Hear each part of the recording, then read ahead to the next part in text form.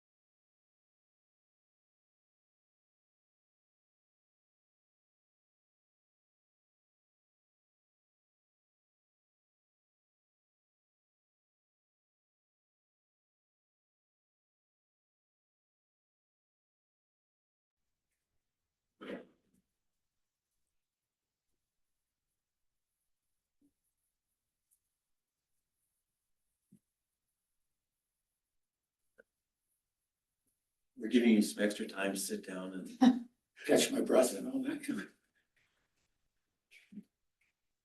Right.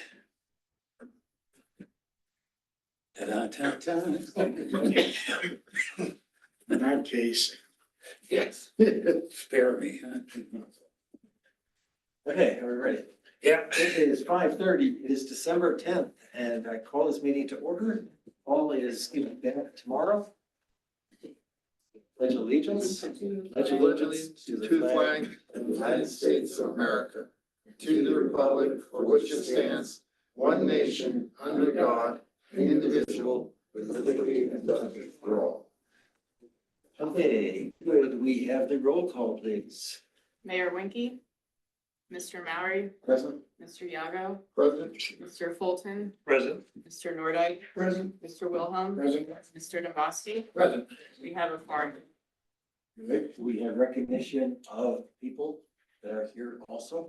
Gary, if you can start. Gary Taylor from Silver Cliff, representing Wet Mountain Valley Community Foundation tonight.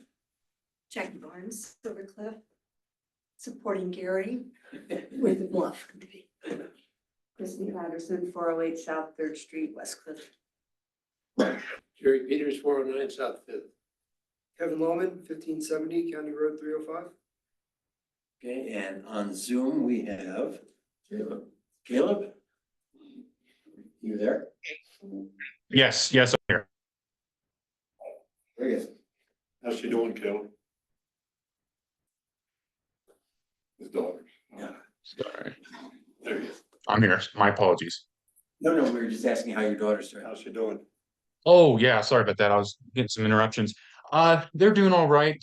They're pretty sick. I went home, cleaned up, made dinner, and we all kind of cuddled. So they're nursing their wounds. They're doing all right. Okay, good. Hope it continues that way. Okay, we have a consent agenda. Hopefully everybody's read. We need an approval of the minutes, the treasurer's report, and the bills. Yeah, Any objections? correction on minutes. Mhm. Can I do that now? Okay. On page 20, You had written down that I said that a developer is on their new lot down south. And eventually they'll take over all the town streets. I don't think that'll happen. Okay. So Okay. it's just referring to the street Okay. that we would vacate probably, depending on what it came up. Okay. Okay. Can you email me the language you want me to Okay. check? Then I'll make sure and do it. No problem. We should still be able to approve the whole thing, so could we have a motion to approve the consent agenda? I'll make a motion to approve the consent agenda with, Bob's notes. Second? Okay, we have a motion to approve and a second. All those in favor? Aye. Any opposed? No. Okay, old business is gonna be easy. There's nothing. New business on A, consideration of a request to approve the Bluffs agreement between the town and the Wet Mountain Valley Community Foundation. We have two representatives. only one will stand, I think. So, thanks for taking the time. I think this should be fairly straightforward. The way we all look at this, the Bluff Committee is in existence. The town is represented, the Community Foundation, Dark Skies, Colorado Open Lands are the key players.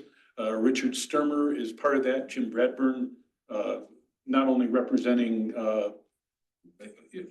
representative of Dark Skies, but the community at large. So everyone is represented. I thought if I could give sort of a 2-minute history, that might be useful. And then my objective for this 10 minutes, if you will. The Bluff Committee was formed about 2010, but it went into hiatus as Colorado Open Lands changed leadership. Sometimes there were strategy changes.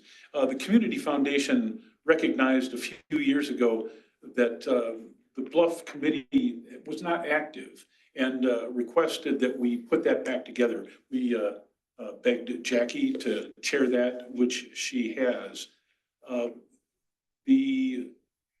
From the Community Foundation's point of view, we had $50,000 sitting in an account dormant which causes us issues.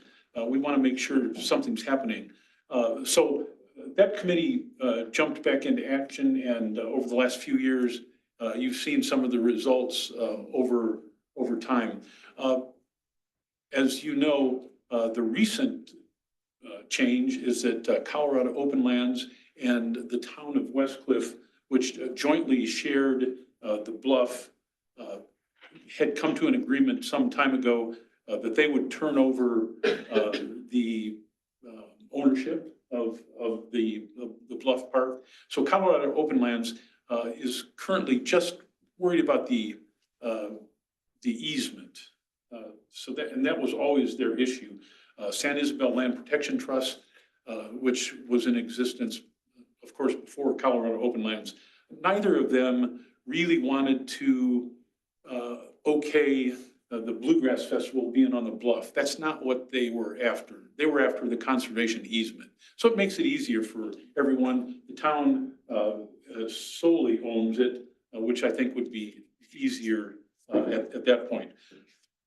The Community Foundation has, from the beginning, felt that a committee is useful. Because of this recent change with Colorado Open Lands passing the torch, and several people wanting to get off the committee in retirement, Kathy is there, we're going to slightly recast that. And I plan to be involved. I think Jackie is willing to be involved. And so more about that later. So I think that's where we stand. We had a memorandum of understanding, a letter agreement that was part of your notes tonight. And so I see the objective tonight as being, are we in agreement that that document is reasonable and okay by both groups? And parenthetically, I would say, I view that document more as useful for the Community Foundation. It really describes the process. As we all know, organizations can change. Having something in writing is useful for the Community Foundation. I think it's probably less useful for the town.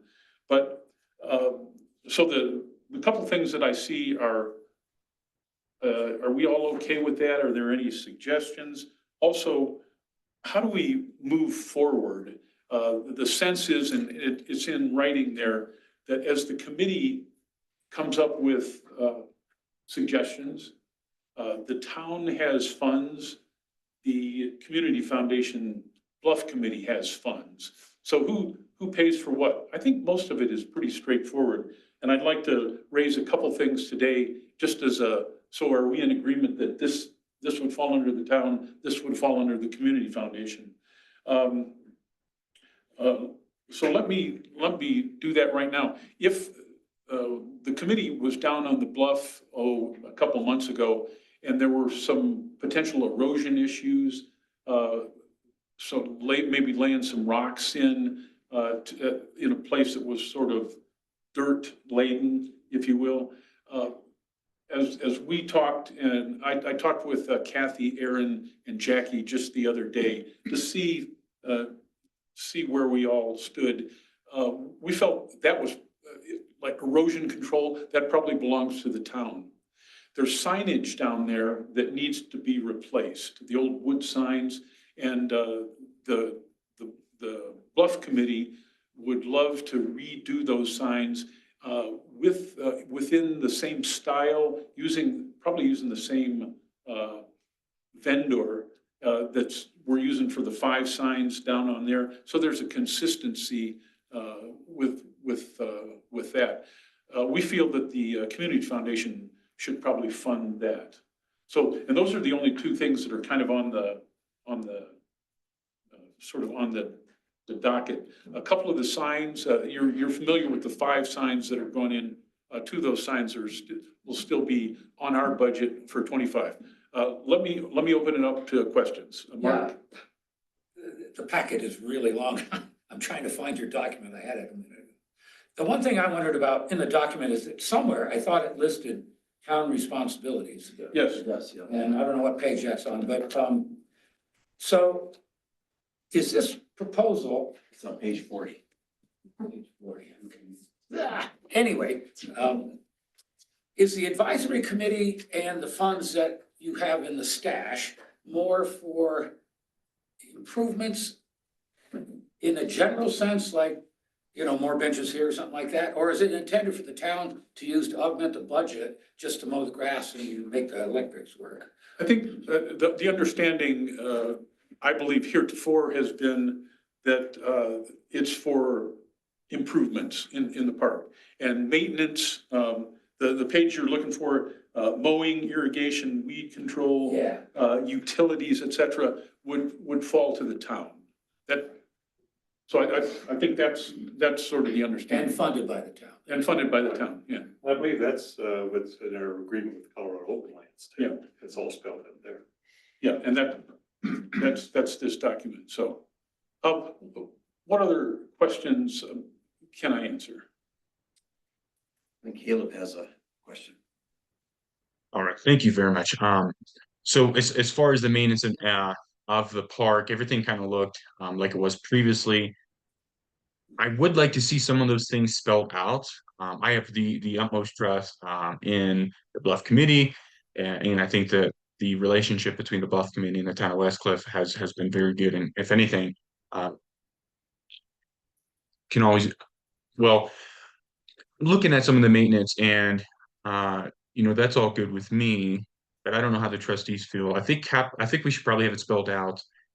Maybe capital expenditures and general maintenance are under the town, and some of those items like replacing a sign or whatever it might be should probably be in the agreement. Now, again, I utmost faith in the Bluff Committee and with the town.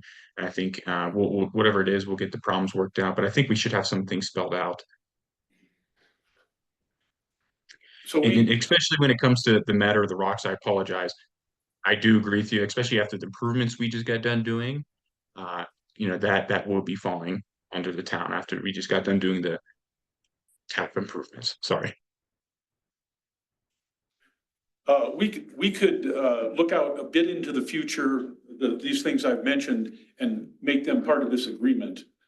We can only look out so far because things will keep coming up. So if we want to do that, that would be fine. So would that entail not doing this tonight and coming up with more things? I mean, it seems like you guys and the town, we're so much on the same page that I can't imagine a problem with any of this, that there's gonna be a disagreement in the future. Yeah. But we could spell it out more. I don't know how everybody feels. Jackie and then Caleb.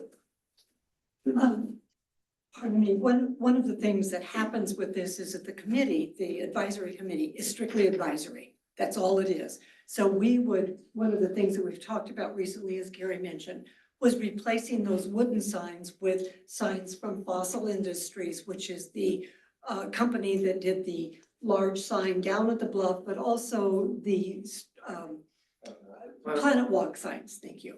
And what has to happen, I believe, is that in replacing those wooden signs, we've got to come to you to say, this is what the committee is suggesting, recommending, and then you say, yay, you can go on and request the funding from the community foundation, or you can say, not gonna do this. So that's where I think that's where there's maybe, you don't want to tie this down too much, I don't think, Caleb, because otherwise it's going to hamstring not only the committee, but the town and the community foundation. So Jackie, in the document, I've read it, but maybe missed it. What you said sort of encapsulated the issue, that your advisory, the town will be executing the work. Is that in this document? No, the town would, pardon me, it is Yeah. kind of, but the thing is about the committee, Mark, is that, I don't want to take all of your time, but the thing about the committee is that the committee has been, as Gary said, in existence since for several years. But nothing was done down there, and a sign was requested. We had talked about a sign down there, the mountain sign, years ago, and nothing was done. The committee took the lead on that, and so that takes the responsibility off of you as a town to get these projects. You have to approve them, but it takes the responsibility off of the town of getting these things done. Okay, so if those signs, the new signs, quote, if the new signs are approved by you, you would give approval for the sign, for the verbiage on it. We would present that to you. And then the committee would contact Fossil to be taking care of these signs and getting them made. Does that Okay, so answer you're your not question? just funding the town to do stuff, you would be actively involved in creating change. Well, that's the nature of the committee. From the town standpoint, I think the advantage is, here's a separate organization that's doing the legwork to put this together. There'll be a representative from the town on that at all times to kind of guide that. In answer to the question I think you were asking was, yes, it is part of the document, and it's always anticipated that anything would be brought before the trustees in the regular meetings for approval. And under section E, that's pretty well spelled out. Yes. That's, yeah. Caleb, Caleb had a question? Yeah, this is my only request was for protections on both the town, the committee, because if you get a new, let's just say midway through the year, we get new trustees, they get new members, and things aren't really spelled out. There could be possible frictions in the future. I had the pleasure of working with and for the Bluff Committee, and they are absolutely fantastic. But I think you can still pass this agreement contingent that you have staff and the Bluff Committee work on a few of the outlined improvements or responsibilities.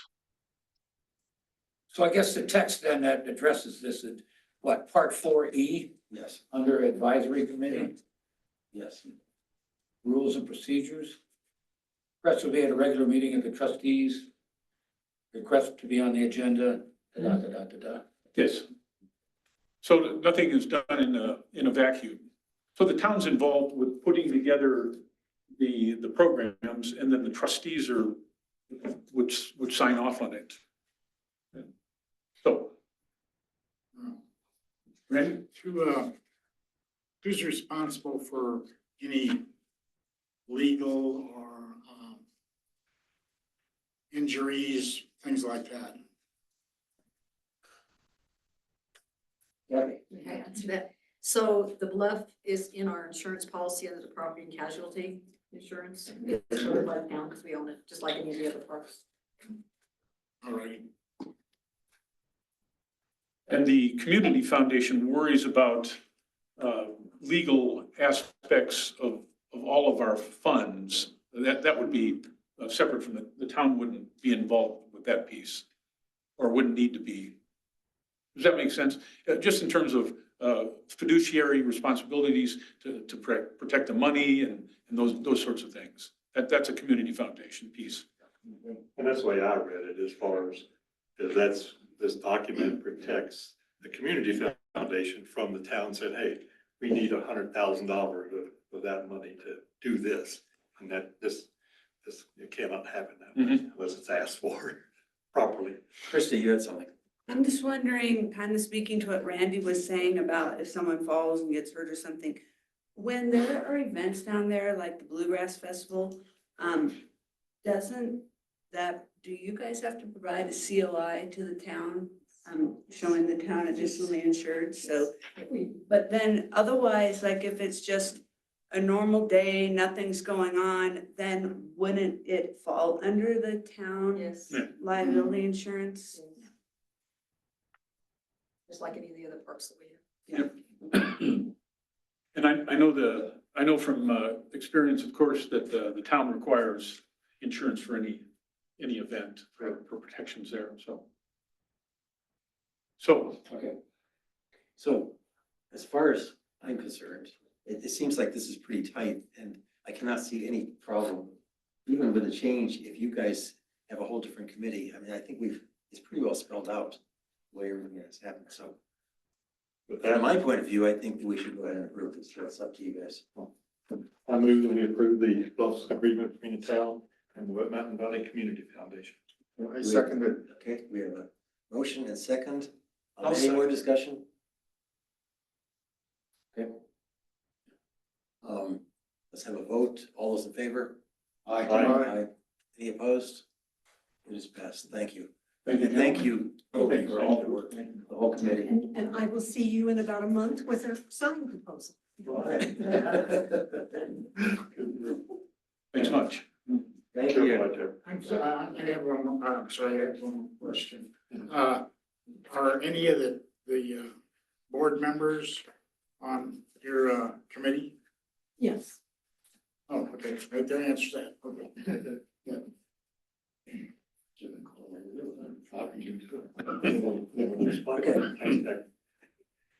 Okay, B, consideration of approving the 2025 Custer County Sheriff's contract.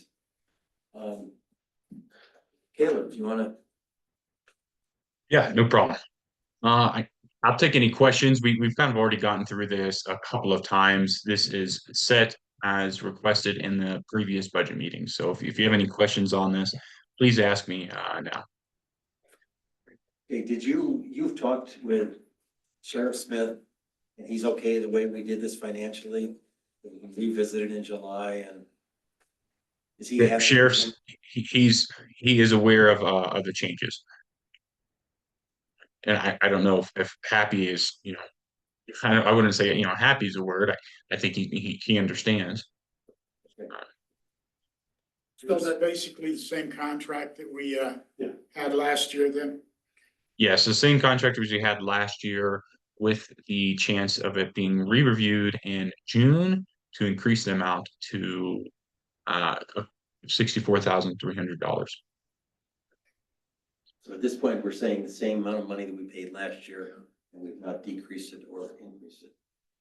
So I think it's the county commissioners actually approve this, yeah? On their end.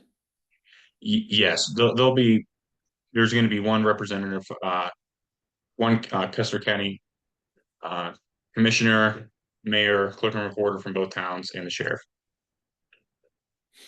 So what we do is we take 3 copies over to Kelly after it's signed, and then she gives it to the commissioners for them to review and sign, and then the sheriff.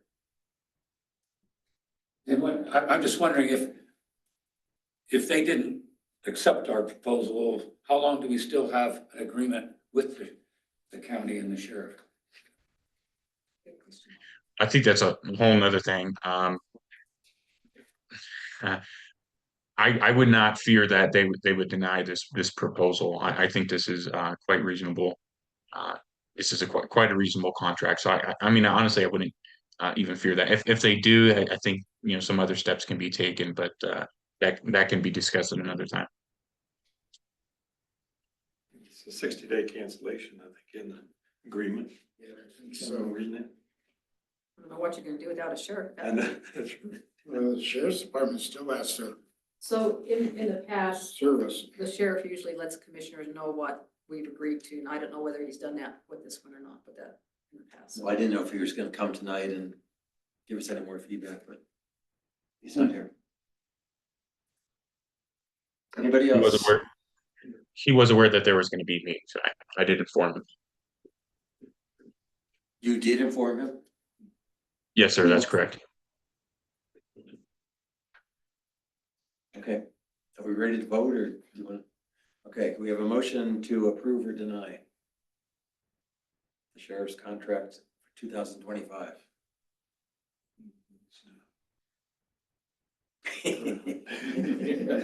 All right, I'll make the motion. To approve or deny? Oh, to approve. Okay. Do we have a second? I guess we're supposed to say that this is going to be approving the 2025 Custer County Sheriff's contract. As written. A second. Art is check, second. All those in favor? Aye. Anybody opposed? Okay, we'll hope it goes well. Okay, C, consideration of approving the 2025 Communications Manager contract. Town clerk, would one of you like to tell us? So this is for Tabitha. Last year we paid her $3,000 per month. This year it is reduced to $2,000 per month. Melanie and I are gonna be doing quite a bit more on the website, and it's a way to save money. Tabitha will still do our newsletters and Facebook stuff. Thank you. Do you Good deal. know that if you guys were to take over the newsletter or not have the newsletter, depending on which way we go, how much would that reduce Tabitha's for 2026? For her to not, Yes. to not do. How much of her bid is the newsletter? You have any way of knowing? Don't know, but I can certainly ask her. I can reach out to her. She agreed to pay postage for the newsletter this year. I saw that in there. Yeah. So it's, developing it, printing it, the print cost, and the minimum they can print is 500. And she And does that send goes us my, to all residents of just Westcliff, the registered voters here. registered voters. And then when ones come back, address not there, we take them off the list. And do you get feedback at all over whether people like the newsletter? Anybody? I haven't had any feedback directly. I've had a few people say they liked it. Yeah, And she produces a little newsletter too, I take it, yeah, right. yeah. I've had some people comment on that, yeah. Do they like it? Yeah. She does a good job responding on Facebook when sometimes there's, some type of negative comment. Really? Yeah. And it is a better job of getting it out in time so the events have not already passed. Right, yeah. She's getting us the content quite a bit earlier, and Melanie and I both reviewed it. Okay, anybody else questions? Do we go ahead with this? Again, this is something we discussed in the budget workshops and I think it's a real good idea because the newsletter puts it out to all the people. They can see what's happening next months or, keeps people informed. It lets the citizens kind of know that we're trying to put information out to them, not that they just have to go look for it themselves. I do think on social media, she's done a good job of. Yeah, it looks very professional. Yes. And we do take the newsletters to the library and the senior center, drop off So other people the can get it. stack, yeah. Anybody else? Okay, I'm sure we need a motion for this, so could we get a motion to approve or deny the contract with, Tabitha, what is the actual name of the? Herb Element, ERB. yeah, that's her last name. Okay. I'll make a motion to approve the 2025 communication manager contract. Do we have a second? Okay. We got to a motion. And I was gonna let somebody else a do it. second. Any other discussion? Okay, all those in favor? Aye. Opposed? Okay, motion is passed. And the next page. Okay, let's move from our regular meeting into a public hearing. The public hearing is the 2025 budget. I don't know how many people are going to be commenting on this, but there's a 3-minute maximum if you do want to say anything. And what else says? Is there anybody that would like to comment on the 2025 budget? Has everybody had a chance to review the whole thing, make sure everything's okay? So anybody from the public that would like to comment? Okay, anybody of the trustees who would like to? Yes, Chuck. I was approached by Courtney Miller of Rotary Van Service, who said that they had a miscommunication, and that's why they didn't get a request in for some funding.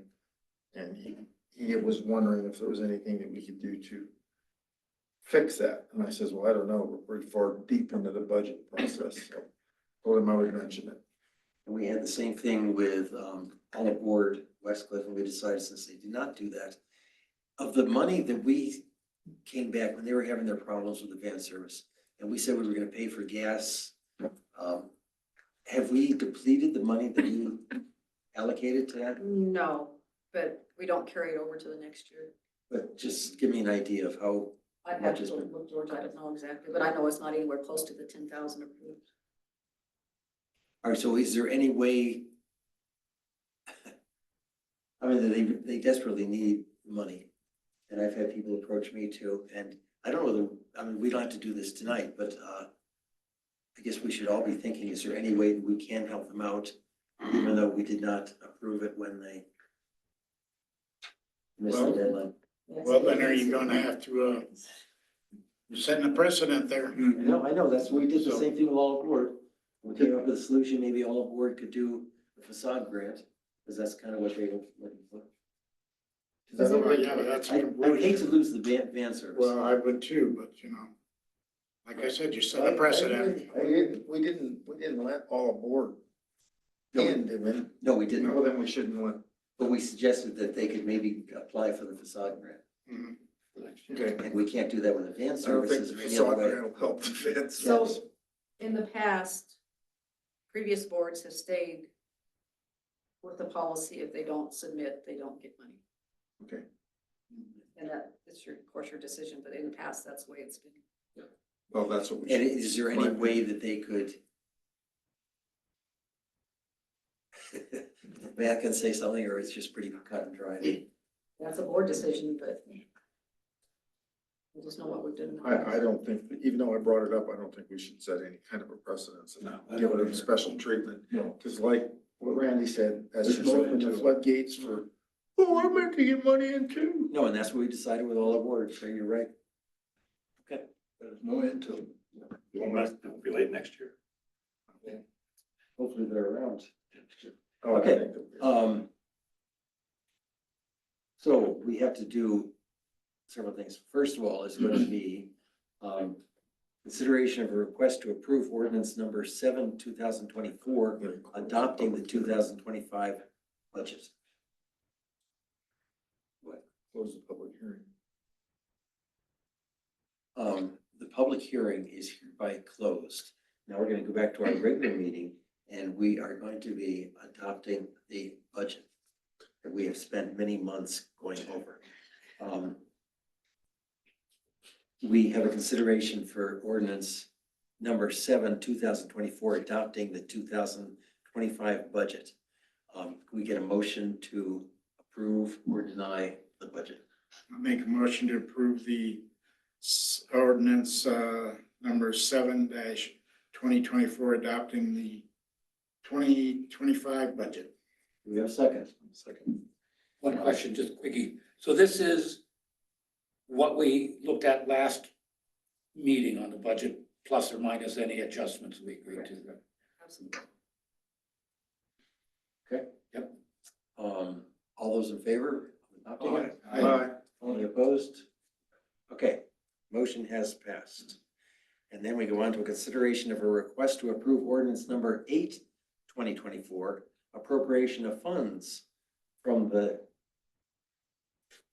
2004, the 2025? Yeah, okay, it should be for the 2025 budget. Any discussion, or can we go ahead and vote on it? These are all just gonna be motions, they're gonna do what we've already decided on. I make a motion to approve the ordinance number 8-2024 appropriation of funds for the 2025 budget. Second it. Okay, we have a motion and to approve and a second. Any other discussion? Okay, otherwise, everybody in favor, please say aye. Aye. Any opposed? Okay, motion has passed. A consideration of a request to approve ordinance number 9-2024 to set the mill levy for the 2025 budget. And this is all formulatic that it's, we don't have a lot of discussion about it. It's just kind of set for us depending on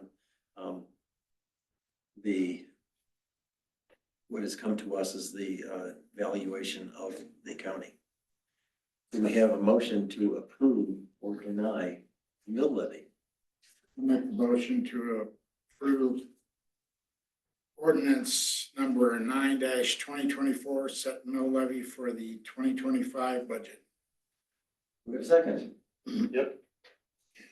Okay, we have a motion and a second. All those in favor? Aye. Aye. Any deny? Okay, on to the H, consideration of a request to adopt the 5-year capital plan. Caleb, you want to talk about that? Okay, well, you're muted. We can't hear you. I would love to talk about it as long as I'm not muted. All right. Um, all right. So I guess I'll just dive into this first year and just kind of skim over each year. And give you kind of a general explanation for it. I don't think we've really ever truly adopted a formal 5-year capital improvement plan. This is kind of getting into the specifics. Each year for capital improvements, I've tried to offset our costs by going for grants. So every single year from now to the next 5 years is offsetted cost to go for grants. The in another Probably the main focus we have here, you'll see RMS grant 2 and HSIP, Highway Safety Improvement Program grants. Now those are for sidewalk, curb gutter, and road improvements here for the next 5 years. So that's kind of the bulk of what our capital plan is going after, as well as the chip seal slash paved 2 miles of roadway. Going on to you can continuously see the HSIP grant there. That is in case if we don't get it one year, we're just going to apply for it the next year. So if you see HSIP there, just know in the future, if we get it in 2025 or 2026, you'll probably not see it later on, considering that is a pretty competitive grant and and it goes out to only a few municipalities within our region, or one municipality within our region. So it's very, very competitive. Next year for 2026 in the red, apply for GoCo. Yes, sir. Yep. I gotta say that, I had difficulty with this document because Mm-hmm. it's a list of tasks by year, and I don't see the plan. I mean, I don't see referring to master plans, previous findings of the park committee. I don't see a story of what we're doing. I don't see summaries of expenditures for parks or roads in a graphical way that you can see the 5-year. To be honest, I find that this is more like a good appendix to a plan, but I don't see a plan.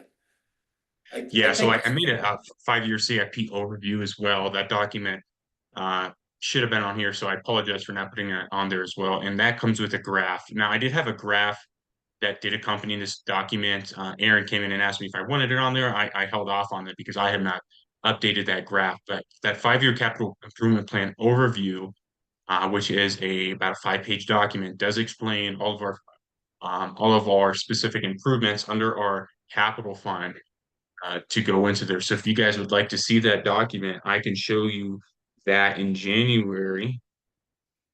And for you guys to ratify that if you'd like, that would be for an explanation with a graph. I mean, that and this should be together, shouldn't it? Absolutely. Absolutely. And if you'd like to hold it off till next month, that is totally fine. You know, we'll talk here soon. As far as goals, what directions the trustees want to go in. You know, for the past, we really never had trustees sit down with the managers, I think, and say, okay, we're gonna do this year, we're gonna do this next year. This is what we would like to see. It's really been quite the other way around. So we're gonna try to start to change that around here soon. In a couple of days, we'll talk about that, and we can even then after that conversation in January, go over what it is exactly, what you guys want, and even right after Christmas, see what it is that you guys want for those yearly objectives, not only administratively for the town, but as well as during our large capital improvements. So is anything in law that we have to do this now? No, it's in our capital reserve policies that we have a 5-year capital plan. And typically, in the past, the way it's done, like for the budget year that we're working on 2025, that capital plan, what's on there, goes into the budget for the capital improvements. And so since we've done the budget and passed all the resolutions, can we wait until January to get more documentation, or do we at least have to do I 2025? think you at least do the 2025 one because that was tied to the budget. Yeah, so you've already approved the 2025. That was already approved. The next few years are going to be up to you on what you want. Now, I will say, as far as the master plan, the walkability and the town scored high on the master plan, so that's why you see roadway, sidewalk, curb and gutter improvements here for the next 5 years. As well as park upgrades, Hermit Park / bathroom or design for 2025, that scored high as well on the master plan. So everything that I've pulled was taken directly from the master plan and put into this document. That's essentially really the direction I go off for these for the 5-year CIP plans. But if you guys would like to see something different, I think it would be great to we all sit down and discuss that together, and then we can post that document out. Well, I would like to see it concatenated because frankly, there's a lot of information floating around and running a town. And having something succinct in one place would certainly help me as a board member understand the flow of things and the direction we're trying to go in. And No doubt, I agree with you, and I apologize that that's not in your packet. You also you kind of already approved that with the budget, but we can pull that and work from it and then talk about that exactly, because that was in the budget conversations, that document. So we can go through that again and work on that together and throw out an amendment. So, but it sounds like we still need to do something tonight to approve at least the 2025. 25. Correct. doesn't that stand on its own? We already approved it, right? But according to our capital reserve policies, you're supposed to have a 5-year capital plan in place. And if you put the whole thing off 1 month, I don't think it's gonna hurt as long as you do get it in place rather quickly. But because the 2025 capital plan that Caleb put together was tied to the budget, I think at least that should be approved. Yeah, because it's a line item in the budget. Well, I see what the trustees are saying. Yeah, you guys can actually choose to delay this for another month. I understand what you're saying. I mean, there's no point of already approving this, what we've already approved. So the rest of the years, I think we can wait another month. I'll give you guys that document again, and we'll go over that and see what kind of changes you'd like to see. So you could It just. doesn't sound like we've already approved it. No, you haven't. That's what you're trying to do now. So you could just approve the 1 year, 2025 capital. I see. So your concern is that we'd be breaking our own policy if we don't Correct. approve that. And we did kind of decide in the budget things what we're gonna do for next year. And so, Right, because it came from the capital plan that he put together. so therefore it seemed like we could pass just that part of it and then come Right. back and, Okay. As far as I'm because I concerned. do agree with you, it would be good to have the whole narrative of the Yeah. 5 years. Yeah. Okay, what does everybody else think? That's fine, but, well, according to this, it's just a request. It's not a ordinance or anything, correct? No, but everything we put on the agenda is consideration of a request to approve so that the public knows what you're considering, what you're trying to do. That's the only reason that verbiage is there. Okay, gotcha. Well, I think as far as I'm concerned, we want to do the 1 year to keep things on the up and up, fine. But I would certainly want to wait for a comprehensive document next month in terms of. So you don't pass this then. This is directly, if you would have passed this, that means you're approving the 5-year capital plan. So we'd have to wait. And if you want more information, we're gonna have to shoot this back up on the agenda for January. If you'd like, because you've already passed the 2024. So I don't see any reason to pass it if you guys would like to revise that. So I would recommend that you move this to January. Well, we could just pass what we've already talked about for next year. The So 1 that year, we- Caleb, the 2025. You guys have already passed it. You've already passed it in the budget. That's why it's not necessary. And the agenda item is 5-year capital plan. If you were gonna go ahead and approve that, you'd be approving the 5-year capital plan. So again, We could just amend this right here and say, we're just going to adopt at this present time, the 2025,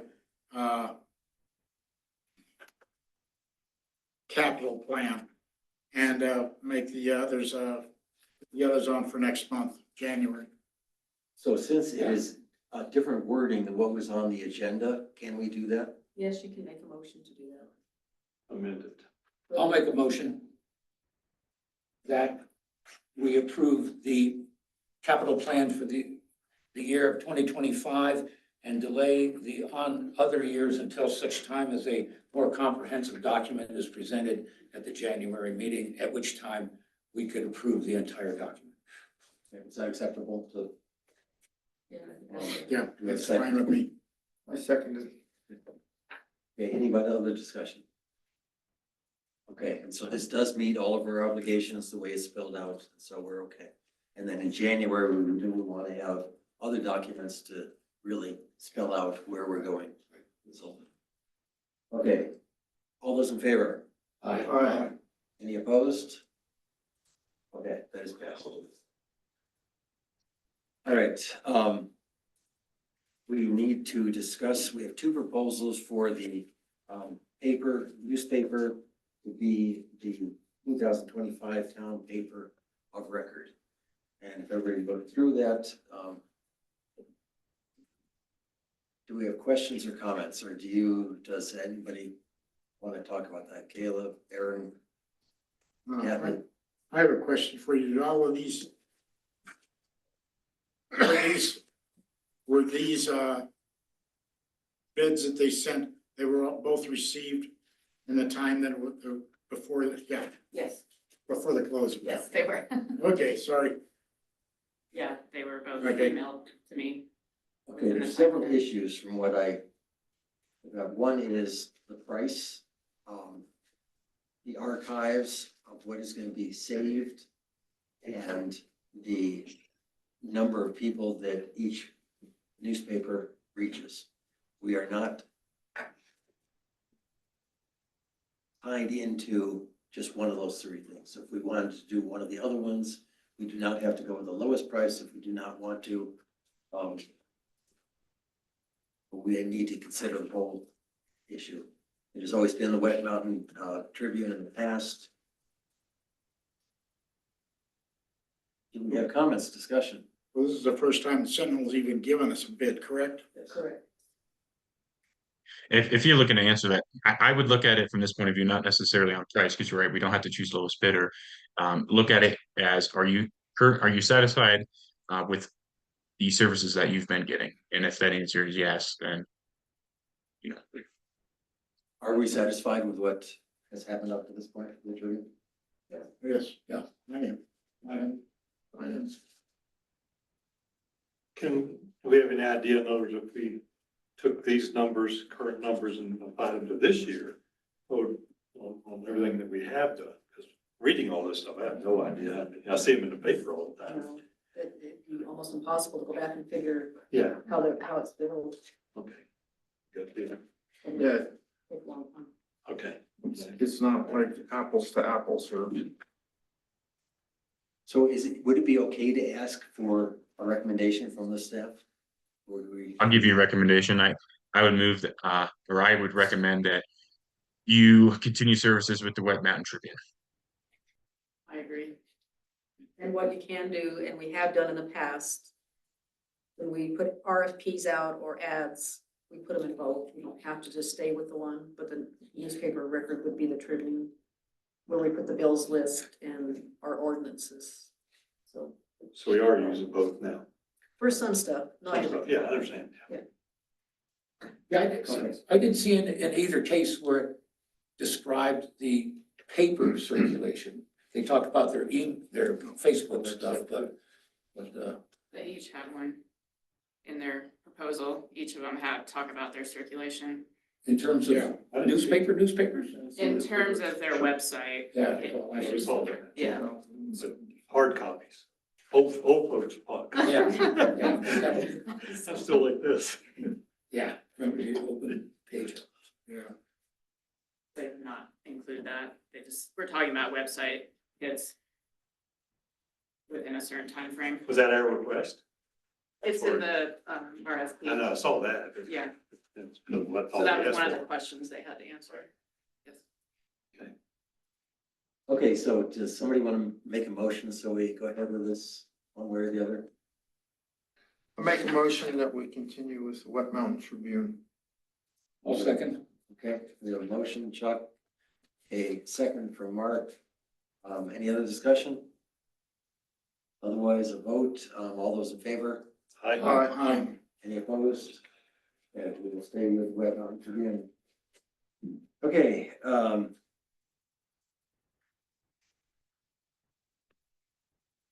consideration of a request to approve ordinance number 10/2024, amending the town of Westcliff fee schedule.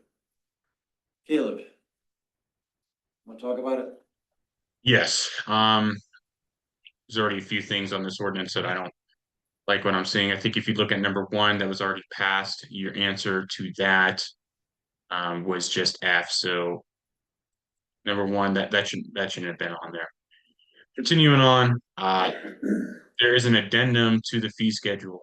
Long ago, when Roger came and helped the town, he helped us with our building and zoning.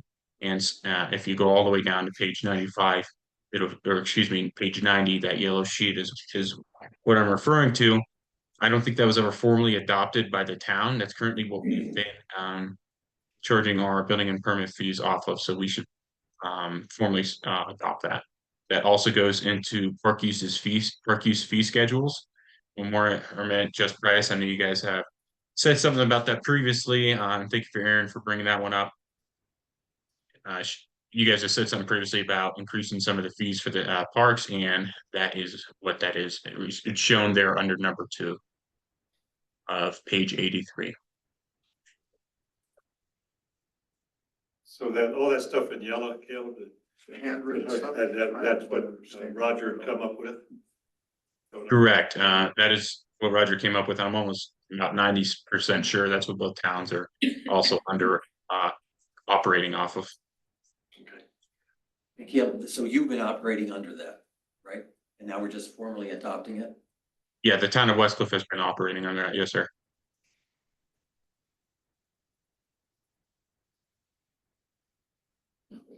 Yellow, huh? Handwritten, it's like on yellow paper, Down, okay, down at the end. yeah, down at the end, all right.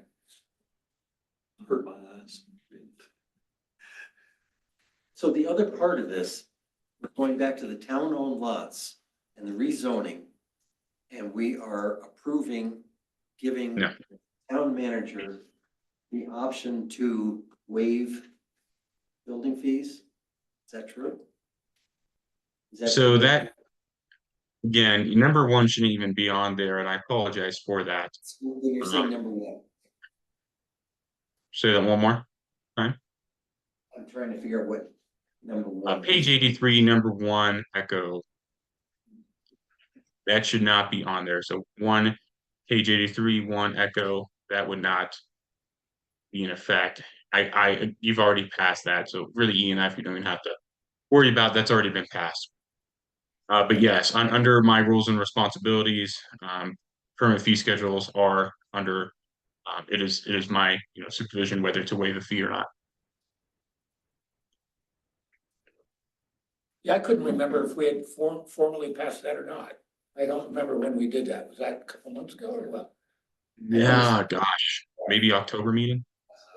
Didn't we say we had to put that off because it was not rezoned? Yep.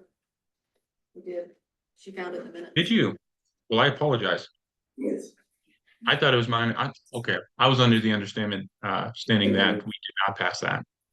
You tabled it because you hadn't passed Right. the rezoning of the town lots Right. yet. Right. So then I put it back on this agenda because in the public hearing, you approved the rezoning. Okay. So it should be in there. Yes, I went back and looked at the minutes. Okay, So we're really talking about two different issues. One is gonna be, that we can waive the fees, the building fees, if we have a developer come in that we are happy with. And the other one is to formally adopt all of the current fees that you have been using anyway. Is this true? So it's two different things?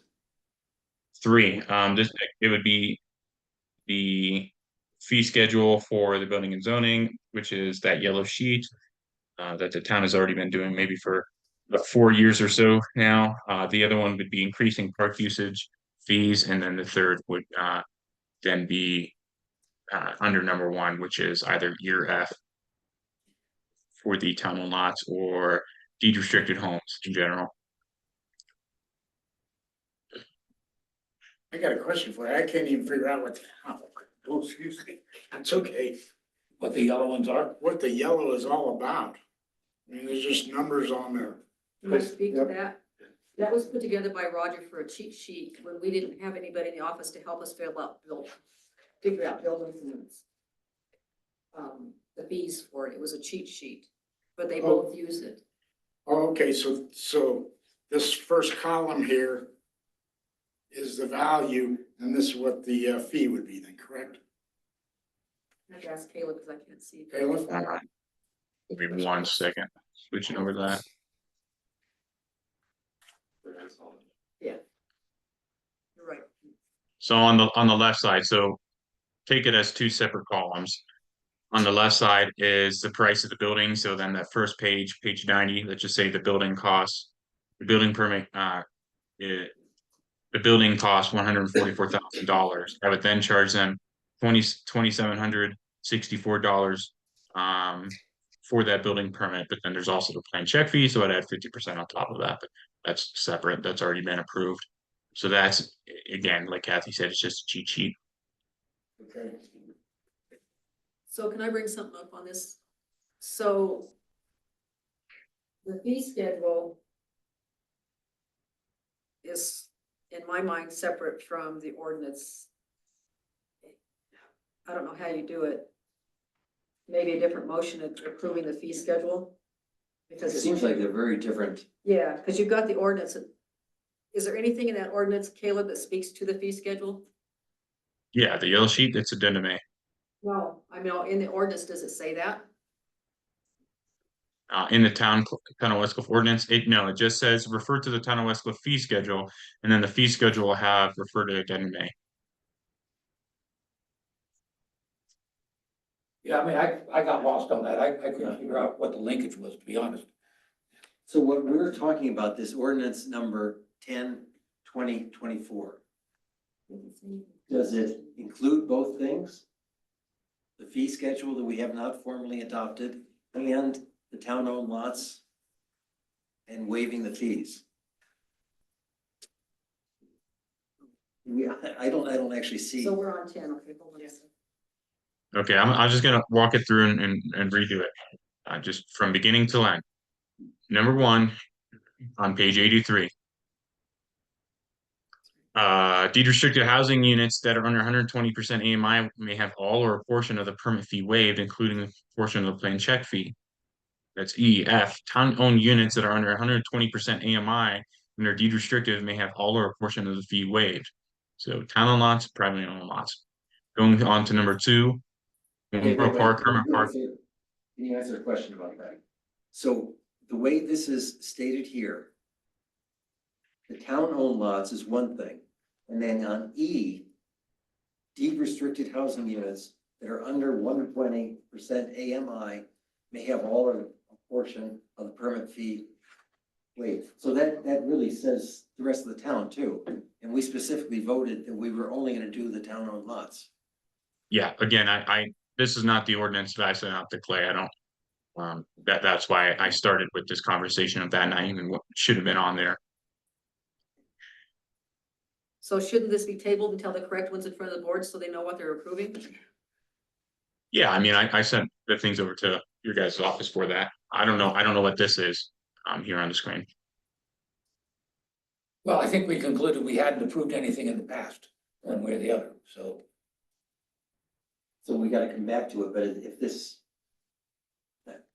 do we want to even, okay the I mean, actual actually, adoption of the fees, or do we want to hold off on everything, or what? when I read this, it's not specifically tied to the town-owned lots. And in 4 years, if we decide to expand the zone into the private domain, this would be applicable if they were deed restricted, right? We also specifically in that one meeting, we said we only wanted it for the town. At this time, yeah. And so we don't want to approve this. If you look at the last page of the fee schedule, this The yellow? page here, Okay, on E, it does say deed restricted housing units that are under 120% AMI for town-owned lots may have all or a portion of the permit waived, including all or a portion of the plan check fee. So it's addressed there on that. So Caleb did include it there. Well, I guess I think having it in the text is a good thing, but maybe that should be amended on page 83 to refer to town-owned lots only. That would satisfy everything, wouldn't it? So if you put what's on E on what I just read, on E in the ordinance, that's what you're saying? That's what I'm suggesting. Does that make sense? Caleb, does that make sense? So if you look, I know you can't see, on the bottom of the fee schedule, the typewritten one. Look at item E under notes. Yeah, I know that, again, this was. Yeah, this is not the document I sent out to Clay to be put onto the agenda. So That's what- E and F that's what- was already talked about in the previous meeting. And it was moved to only, we're gonna have to go back in the minutes, because I'm 90% sure this got already passed for the town-owned lots only. That was the board's decision, actually in the September meeting, so. Okay, so now I see where you are, Kathy. So you're under the notes, Right. and that's supposed to clarify what was at the beginning. It seems like this is a little bit too much a question whether we should continue at this point. Yeah. It seems like we need to table it. Yeah. It's not like it's a big rush. I don't think it is. So, I think so tonight. that would- So do we need a motion to table this? Just table it. Okay, is that okay with everybody? We just table it until there's too much confusion. Okay. It is tabled. Okay, consideration of the request. I have a question before we go on. On one of the packets have been changed a couple of times. But the first packet, I think it was, that we got, that I read through, we had about the ADU amendments. Can you tell us what is happening with that? Because now it is not on the agenda, it is no longer in the packet. It's gone, is that gone back to the planning commission? What is happening with that? It's something that needs to be addressed, it seems. So where are we with this? Yeah, that's going back to the planning commission. There's a few things that I'm seeing on this packet that are so missing. I see Christy here in the audience as well. Her should have been on the agenda as well. So there's a few things from this agenda that were a little messed up. The ADU will be brought back to the planning commission for the planning commission to talk with Dave Schneider. Okay, I think Christie's thing for the planning commission is on there. That's K. It's item K. So that's coming up next, but I just wanted clarification. Is the ADU ordinance that was passed last month, it needs some work? It does. Back to the planning commission, and are we Yes. talking months away that we're gonna get this solved? January, all we have to do is put out an amendment to the ordinance. I've got a question, then, if we've already passed the ordinance, and that means right now, somebody can come in and apply for it. So do we need to change it and vote to remove that ordinance? Well, at this point, it's not on the agenda, and so I don't know where we stand with this, but it seems like it needs to be expedited that we do something about it, because it is left Round Mountain in a difficult position, and there are some things. Me and Dave have already talked about that. I've already updated Dave on the situation, and me and Dave actually came to my office. We talked, and new revisions that are going to be presented to the planning commission were made with myself and Dave in my office on the computer. So we both looked at that. That will be sent over to the planning commission at the next meeting. And then if they make any recommendation or deny a recommendation, that'll come to your table. And so next planning commission meeting is January? Yeah. Correct. Dave is okay, that we haven't left him in a real bind. I mean, he's aware of the situation. I can't speak to how he feels, but he knows the problems existed, and I spoke with him, and made made haste to get the problem fixed. So what do we do in the meantime? If somebody comes in and requests that we've already passed it, That's what I say, it needs to be expedited, is. well, it needs to be expedited, but are you, if somebody comes in and asks you for a permit, then you're going to have to say, no, it's been, we're sending it back to planning commission, Caleb? No, it's already ratified. They're gonna have to go off what's currently there.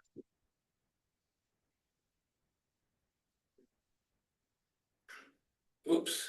Catch 22. Yep, yep. No, there was mistakes made and we need to rectify them. Okay, please, everybody involved, from planning commission to town manager to everybody, we need to solve the problems and make sure that this is rectified. Okay? So Christie, the planning commission meetings, what, second week?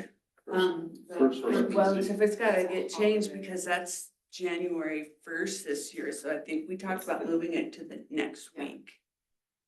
Well, it's certainly before the town meets, yes. Right, we meet before you guys do. And so we will have it on the January agenda, I hope. But in the meantime, it doesn't solve all the problems. Okay, should we also, at the planning commission, should Round Mountain also be there? I would think. But that's up I to would them. think Round Mountain should have been involved with this from way a long time ago. They should or should not have been. They should Should have. have been, yes. By the way, I've looked at a lot of ADU ordinances that various cities have done. Some are small, some are 8 pages long. It's crazy. There's not a uniform point of view, it seems like. And I'm sort of surprised about that because we are talking about trying to put smaller units to alleviate the housing situation, right? And yet it's tons of stuff. Okay, well, this was not on the agenda, but I do think it's important that we expedite this as much as we can. Yeah. Okay, Chris, Kay. can you make sure that Dave, or tell me the date and I'll get with Dave. I mean, I would think Caleb, Dave was at our last planning commission meeting. Oh, he was. And Okay. so, and then it wasn't on the planning commission agenda at that time, but I definitely know that since that ordinance was passed, they seem to like be paying attention that, well, this isn't gonna work or what, I don't know. So we'll be getting more information at the planning commission meeting. So we're a little in the dark because it wasn't on our agenda, so we couldn't really talk about it, so. Well, thank you. But it will be on your agenda next. Right, as far as I know. Okay. All right, K, consideration of a request to approve ordinance number 10/2024, amending the town's zone district use schedule. So we have something from Caleb and from Christie. Christie, you want to I go don't know first? if you want me to talk first. I had stepped down from the planning commission in October and asked that heavy industrial be able to have the right to have living quarters, which is 0.39, I think, living quarters above or next to, I think it's the ordinance, it says below also. Which is an option for, that is allowed in core commercial and highway commercial. So then the question is, well, we had a lot of discussion about, well, heavy industrial, there could be major, obviously, heavy industrial things going on. Now, if you look at the definition of 10.16C definition, number 20 states that heavy industrial uses engaged in the basic processing and manufacturing of materials or products predominantly from extracted raw materials, or a use engaged in storage of or manufacturing process using flammable or explosive materials, or storage or manufacturing processes that potentially involve hazardous conditions. Heavy industrial shall also mean those uses engaged in the operations, parking, or maintenance of vehicles, including trailers, cleaning of equipment, or work processes involving solvents, solid waste, or sanitary waste transfer stations, recycling establishments, and transport terminals. So that's a scary definition. I don't think I'd want someone living near all of that. But if you look at under 10.2.2, which is a zone district use schedule, there are no allowable uses that would include processing and manufacturing of materials or products predominantly from extracted or raw materials or manufacturing processes using flammable or explosive materials or storage or manufacturing processes that potentially involve hazardous material. And this is I pulled this out of, here's this 10.2.1, and this is where it goes through all of the uses and everything here, and this is just in Title 10. And so I thought, okay, well, let me be objective and what would maybe come close to this. And the closest would be 0.13 mining, which is currently in heavy industrial, like use by special review. Possible 0.22, which is sanitary landfill operations, which is prohibited. 0.24 lumber mills, 0.25 quarry, sand and gravel operations and concrete batch plants, and both of those require a special use permit. Things that are allowed are 0.40 retail goods with the weight of no more than 200 pounds, 0.41 light repair and service stations.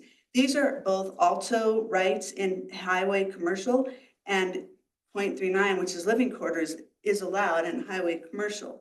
0.42 auto sales, rental and service, 0.43 agricultural heavy equipment sales and service, 0.44 building materials sales, lumber and services are used by right in heavy industrial and a special review by highway commercial, but there are businesses that are doing both of these things.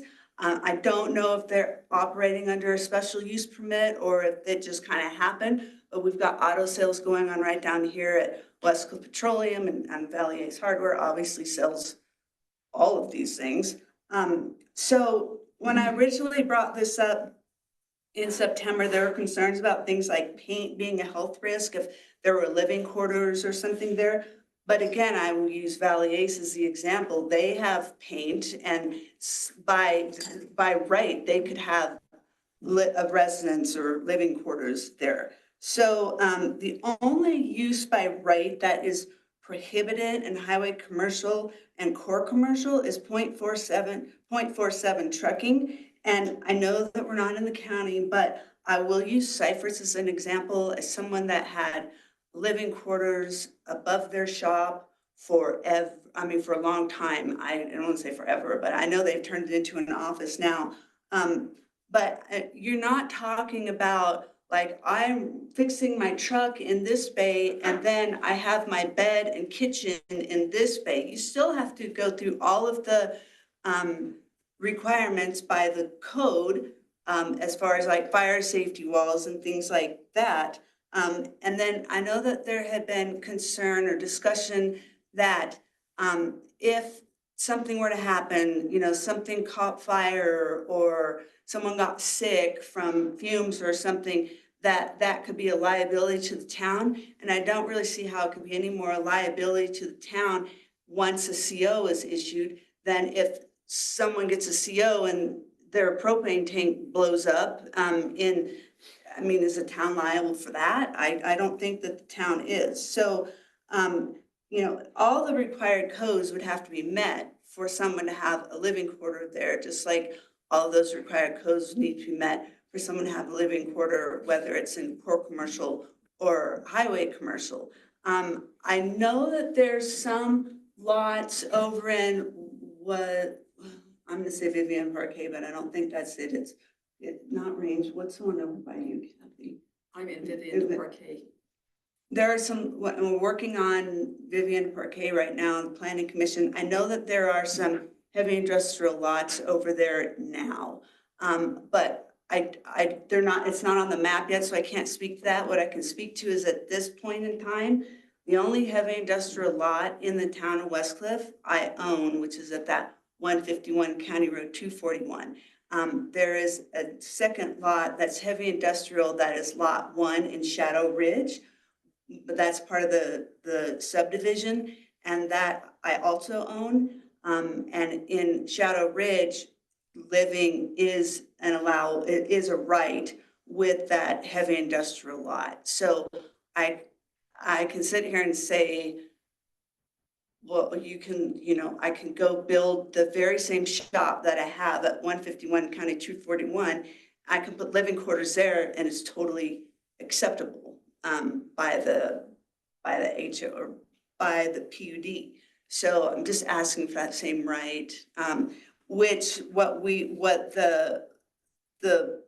had been brought forth by the planning commission was to then change that for all heavy industrial lots. Like, I'm not asking for a special use, I'm asking for that to be changed for all heavy industrial lots, which at this point, there's one. So, I'm a bit mixed up. We're on page 88. That the text, amendment to section 10-2-2. Yes. So it's for highway industrial only, right? Zone column is hereby amended from S equals permitted by special review to residential, comma, R equals use by permitted by right. What does the word residential have to do with it? That's a typo. That should be to R, not residential. Use permitted by right.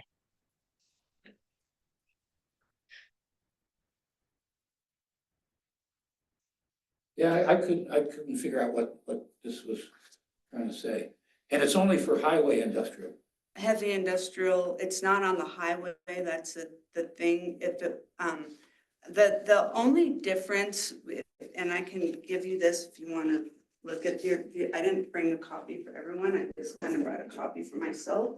But, if you look at, like, here's heavy industrial and here's highway commercial, the only difference that's a right for, highway or heavy industrial, it's not a right for highway commercial, it's prohibited, is trucking. And I don't. So could you have a couple trucks on 2 acres that you're running your business and you want to live there? Is that unreasonable? So that's like the only thing that is different, that doesn't require a special review or anything. Heavy industrial versus highway commercial. And what heavy industrial, in that definition of heavy industrial, that definition versus what the town actually allows right now in those, in our 10.2.2, the zoning district use schedule, they're different. I mean, that first paragraph is really not something that is even allowed as a right in heavy industrial right now. So I'm confused still, I guess. I'm not following something, Chrissy.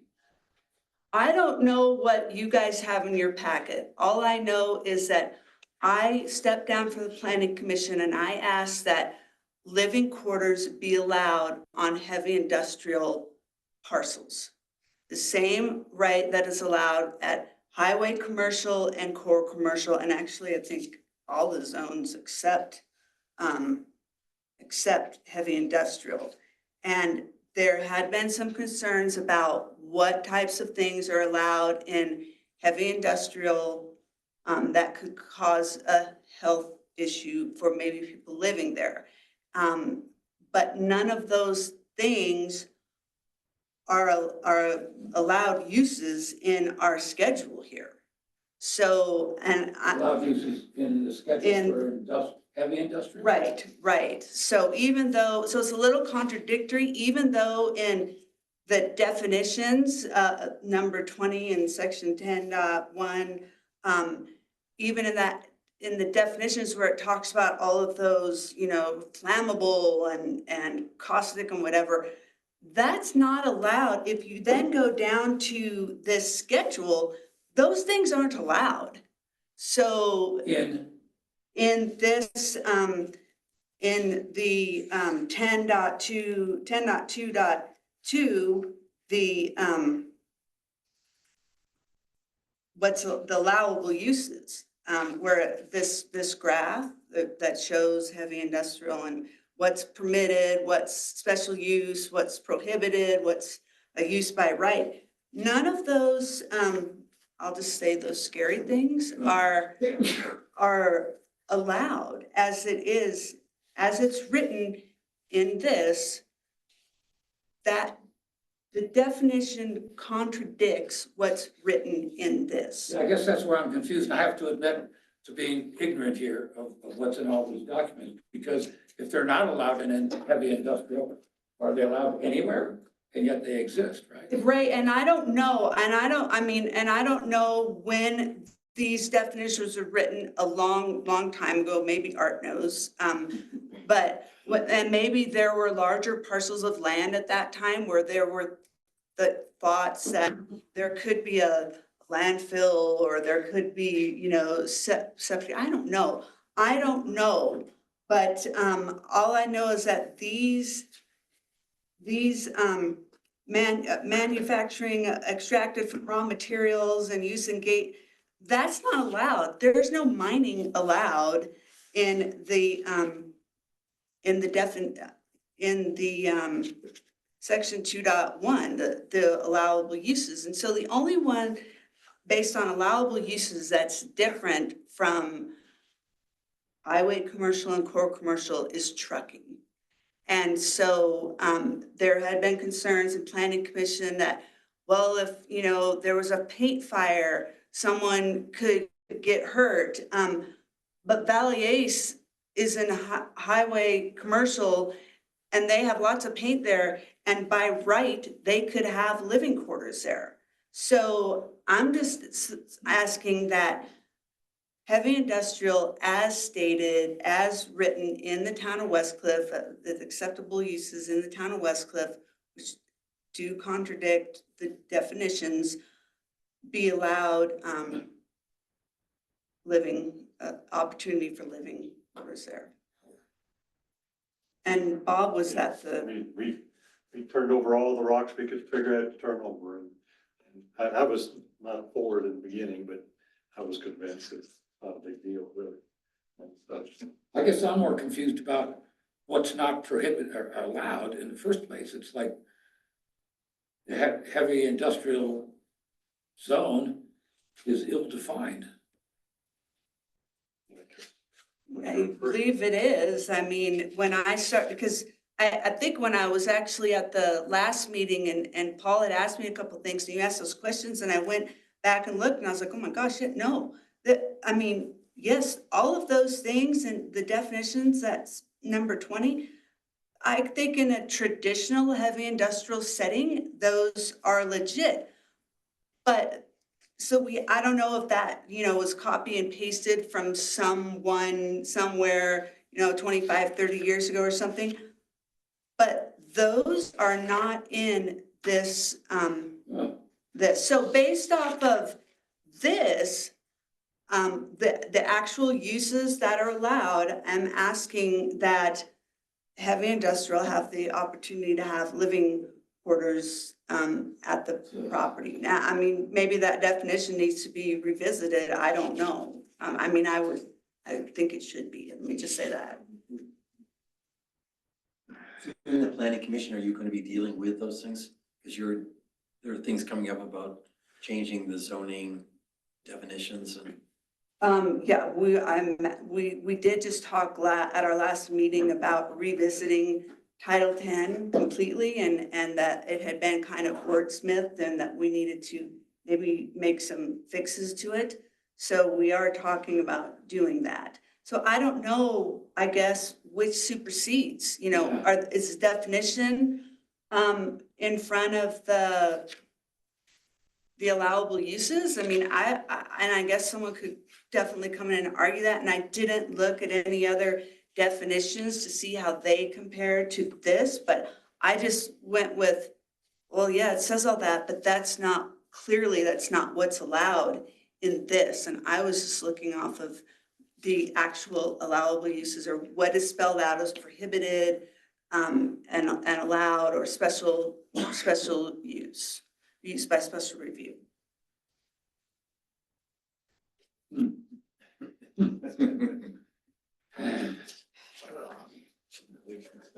What a mess. Yeah, sorry. And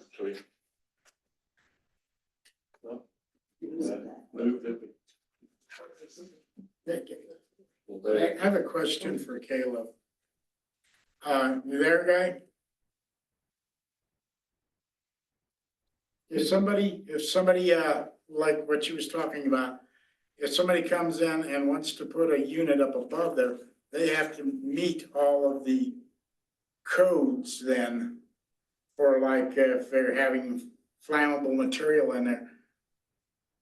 They have to meet all the new codes for putting that unit in, correct? Yes, that's correct. Okay. So the way it's written now, it's permitted by special review, I guess, is that right? Right. I guess I'm uncomfortable with the fact that the zone seems to be behind the times. Why can't we live with it under a special review for the time being?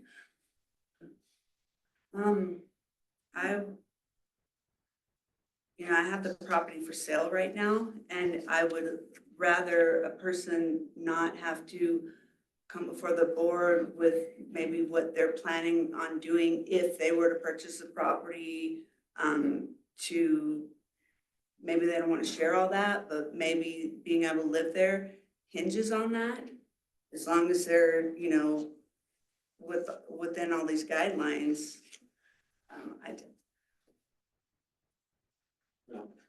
I'm comfortable with it, so I move that we approve ordinance number 10-2024, amending the town zone district use schedule. So where was the typo that was about the residential? Is that in this ordinance? Yeah, that's in there, yeah. It should be heavy industrial, not highway, and I can change that. No, there was another one, right? I thought there was something about Take residential. out Under, residential, Where's the residential? What? it's in, third in paragraph, or section 1, the third line.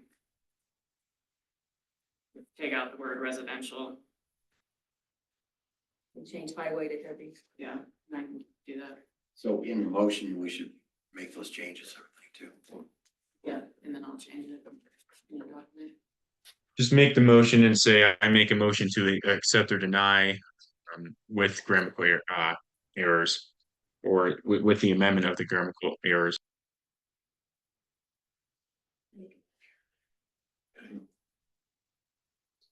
I'll read. See how we Do, for the clerk's records, it needs to be really clear. Okay, so I'll change my recommendation or motion to approve ordinance number 10-2024 with the changes based on the clerk's recommendations of typos and to amend the town zone district use schedule. So this is 11/2024, or is it 10? It'll be 10 because we didn't pass ordinance 10 on the last agenda item, so I have to change it now from 11 to 10. Okay, and that's in your motion then too? It's gonna be 10 and not 11. Mine says 10. Okay. She had it right on the agenda summary. Yeah. Yeah. You guys have it right. The rest of it, the one that we're actually doing in the packet is 11. So that's what we're saying. Right, and it'll be Change it changed to to 10. 10. Because when something isn't, when Yeah, an no, I ordinance understand isn't it. approved, Just then so you with gotta the- back the numbers up. We know what we're doing. Yeah. Okay, is there a second? I'll second it. Okay, any other discussion that you wanna? Look at me, I've talked about it a lot. Okay, the fact that the planning commission spent a lot of time on this and that Bob was against it, but now is for it. Okay, are we ready for a vote? Do we want a roll call? Do you wanna? No. No? Okay, all those in favor? Aye. Any opposed? because of the ambiguity of the what we have in the regulations now. And although it may be inconvenient, it could still be approved by, special review. Okay, this did pass. I would recommend that, again, the planning commission make some changes and really revisit this whole thing and clarify. Should not be really confusing. Okay, Hey, just a question in general. We, going back a long time, we had the problem with the propane installation. The other day, I didn't have all day to look at all our regs, but where is that allowed? What zone is that in? That's on highway commercial. But it wasn't at the time, is that correct? No, it's always been highway commercial. around here. And Caleb can answer more questions on that. Yeah, because there was a mix-up, was there not? yeah, we had to change things to. It was approved through, It went back and forth a couple times through the years. Different property owners changed it to heavy industrial and then it went back to highway commercial. I think that's where it stayed, wasn't it, Caleb? Stayed in correct, highway. state highway commercial, and then it got approved through variance, to allow the propane, structure to be there, the business to be there. Okay, Okay, let's go on to a Board of Adjustments meeting. So we're leaving the regular meeting. And nobody's here really representing base. The thing is not here. Chuck, I don't know how you feel about it, but you and I were there. We know we made some progress. I think we can adequately describe where we're at. Right. He has, found a film that he can put on the luminaire, actually on like the light bulb or whatever it is that are on the buildings, on the new north building. Previously, the, color temperature value before he did this film was over 7,000 degrees Kelvin, okay? And the town ordinance requests to be under 3,000 Kelvin. The new film took it to 2,600, 2,660. So it dropped it severely, all the way down, brought that completely underneath within the town ordinance. It also decreased the brightness by greater than 60%. The town ordinance states that we should only have 1.16 lumen per square feet, okay? That number, after having quite a lengthy conversation with the lighting engineer out of Colorado Springs, that's probably not a good measurement in the ordinance and might need to be revisited, because the lighting is different between where it directly shines and where the point is that it's trying to illuminate.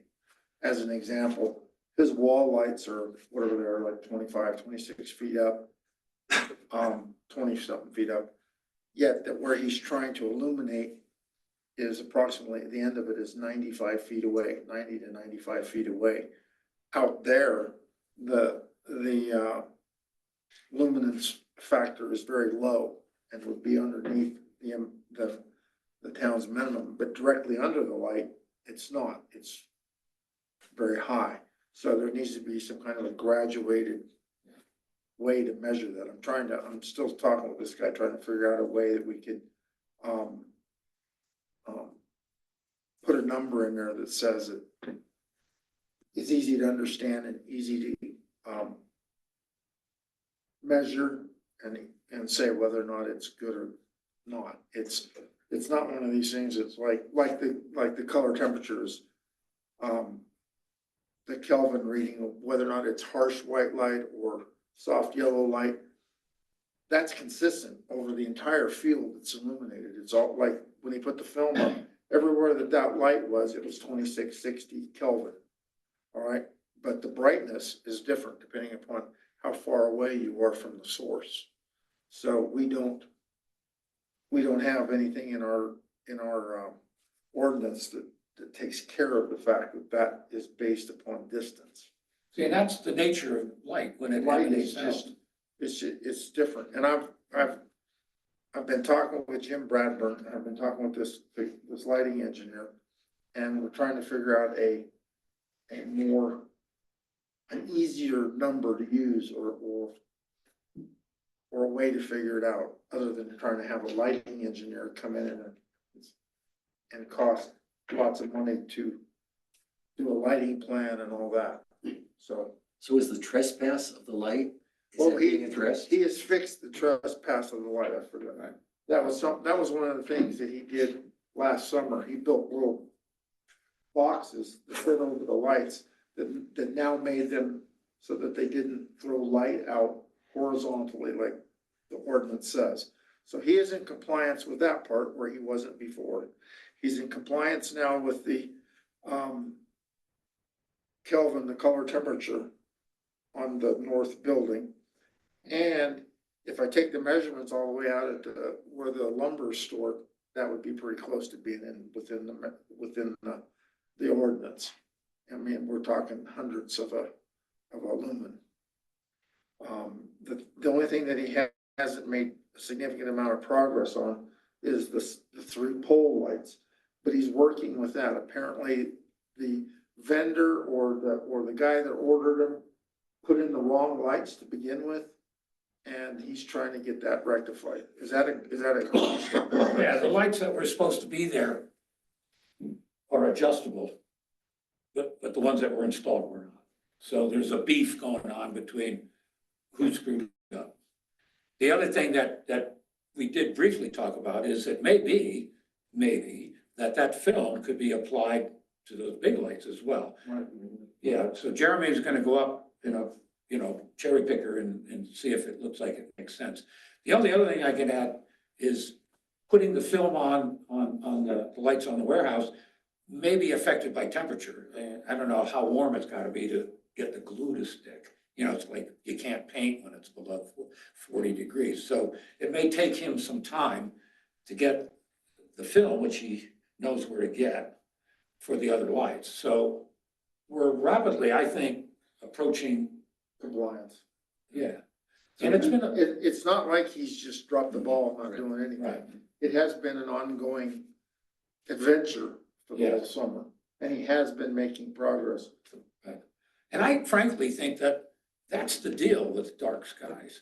I mean, I looked all over for dark skies compliant floodlights, and I called contractors in Denver that were light supply houses. It's not really out there. I mean, I came up with some. It took forever. You go to Home Depot, you'll get them, but they're just for your garage, So it's not obvious what these solutions are. So personally, I hope you agree with this, that we're learning how to help people to become compliant, because it's not obvious how to become compliant. Right. So you two will continue to work with Yeah, Jeremy and. yeah, I'm up for it, yeah. Did the homeowner have anything to say about that? I haven't communicated directly with Mr. Zwacky. I think we said Caleb would, right? Isn't that I what think we agreed? so. I don't know if, I sent a pretty detailed email this last week about the findings and stuff and what I had learned from the engineer and stuff. And I think my recommendation is that once he solves the pole lighting issue and he applies the film to the rest of the lights on the north, Yeah, it'll be, the complaints that were levied will no longer be valid, I don't think. right. Because even when we were walking up to the building, the harsh lights are on the South side. south side of the building, and he put the film on the lone light that's on the east side of the building. And as we were walking up there, you could see night and day difference between the film light and the unmodified lights. It was bright white versus kind of a modified yellow that you could see, and it wasn't harsh and it wasn't bad. Then we took the measurements and I was surprised. They went from over 7,000 Kelvin all the way down to 26 something. I guess I wasn't surprised so much at the numbers. I was surprised the film worked so well. Oh, yeah. Because I had looked into films and I found them for like Hollywood lights, where they're changing colors for movies and stuff. And I get hold of the company and says, well, no, you can't glue them on and all. So I have to applaud Ace or whoever helped them finding the dang things. Yeah, and I was very surprised that it diminished the brightness too. Yeah, it did. Well, you had hoped that would be the case. Yeah, I was hoping. And I was surprised at that, yeah. Nothing I had read said anything about brightness, so. So I think that we do not invoke the fining that was in a previous agreement, that we give more time for him to get it together. You agree with that, Yes, Jeff? I agree with that. Sounds like there's compliance going on and Yeah. He's trying. so we'll He's continue working the on it. discussion. All the time. He'll be, and he said that he would not want, is he gonna come back in January or is he still? I think he's gonna request to be on the agenda in January. But So it's gonna- Caleb, if you or Chuck or Mark. I think we said Caleb would be his point of contact, didn't we, Caleb? You did. Okay. All right, anything else? Are we ready to go back to the regular meeting? Things are good. Okay, the Board of Adjustments is done. Let's go back to the regular meeting. Are there additions to the agenda before we go to the staff reports? I mean, for next month? Additions to next month's I guess agenda? there are Additions to this To agenda. to this agenda. Oh, I didn't know we could do We that. didn't have any requests from the public. Staff, committee reports. I have two things. So the errors that were in that ordinance were not errands, that came from the attorney. Because he reviews these ordinances and sends them to the board. If there's mistakes. Thank you. And this is my last board meeting. Sorry. You've all been great to work with before. Thank you. Thank you. Keep up the hard A work. million thanks to you. Aaron's ready though, right? Yes. You're in good hands. Okay, Caleb, do you have anything else? to Yes, Senate Bill 24-131, that was on the horizon, that will be on the agenda for January. Housing needs assessment, we had two bidders, myself, representative from Silver Cliff and Custer County. We're going to be interviewing these bidders and choosing the bid. Either interviewing the bidders around on the 12th and choosing the bid later on in January. And that is it. I have one. I'm in the process of getting proposals for our IT services that we budgeted for. Randy gave me the name of who Round Mountain uses, and I've had a good discussion with him, and so hopefully on January agenda, I'll have both proposals. That's it. Reminder that we do have a special meeting on Thursday at 1:30 time. That's the time, 1:30. 1:30. No changes are allowed. I will not change it. Do any of the three of you have anything else that you wanna? I just had one comment, kind of about the lighting, when you were talking about it was so hard to find everything. When I was managing Vista Celeste Apartments, Chuck, you might remember we had a lighting thing. Yep. And that was, the hardest thing was, I wanted to do the right thing. I knew that I had to do the right thing. I couldn't find any right thing anywhere. The language, what you read on the lighting that you go to Home Depot and find, or the hardware store versus what's in the ordinance of talking about lumens and all of this, it's like a whole different language. So if there was some way that the writing could be such that it's like the average person can know that this is in place, know they have to follow it, and then they can go to wherever, Amazon, online, a hardware store, and say, oh, okay, this is, because finding stuff that says IDA and all that, it's not easy. And The slide the dark sky hat on for a moment. We're working with a vendor here in town to set up, to have them actually stock dark sky approved lighting. that'd be awesome. And we're gonna have, there's just gonna be some stuff up there for them to do. We've tried to get it to work with ACE, but too many roadblocks, so. And I will say too, in defense for ACE, of ACE, you know, they sit up on that hill and then you've got the residents across the street and down low. And I don't know if they're ever not gonna be impacted by that light, but it's not fair. I mean, if ACE is complying with everything, it's not fair that someone's just upset because they don't wanna see the light. I mean, ACE has been there before that house was built, and it's, you know, they have a right to keep their business safe and to make sure that it's lighted, so. Our conversations with Jeremy, we recognize that, and I have to applaud him. And we're lucky that he has some skills in sheet metal work. Right. So he was able to knock out a prototype. First one was cardboard, right? It's cardboard. And we diddled with it, and Caleb was there, and Chuck and I were sitting in a truck, got stopped by the sheriff down on the highway, checking out where the light was going and not going, and we solved it. And then he was able to reasonably, I guess, from his point of view, bang out the shades, so.